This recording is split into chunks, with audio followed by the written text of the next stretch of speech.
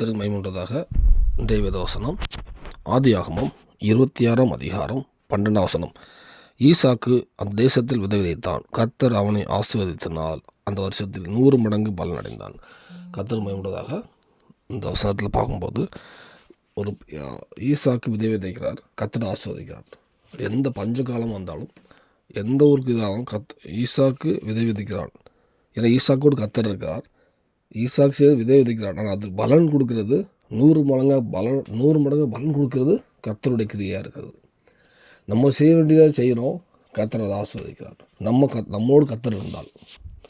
So இந்த வேளையில் நம்மளுக்கு முன்னாடி அநேக காரியங்கள் இப்போ விதைச்சிருக்கலாம், அதில் ஒன்றுமே பலன் கிடைக்காம போயிருக்கலாம், இல்லை கம்மியான பலன் கிடைச்சிருக்கலாம்.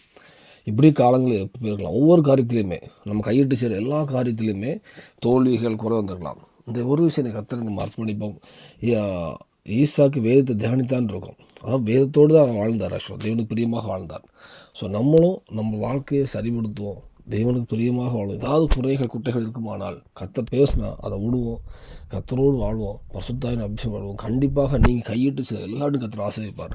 ஈசாக்கு விதைக்கும் போது ஆசீர்வதித்த தேவன் நீங்களும் கையிட்டு செய்ய எந்த காரியமாக இருந்தாலும் சரி, அது ஆவிக்குரிய காரியமாக இருந்தாலும் உலக காரியமாக இருந்தாலும் நீங்கள் கையிட்டு உங்கள் கையிட்டு செய்கிற எல்லா காரியத்தையுமே கர்த்தர் 100 மடங்காக ஆசீர்வதிப்பார்.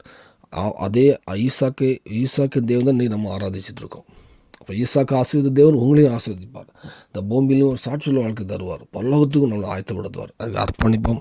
தேவன் கிருபை செய்வாராக. ஆமென்.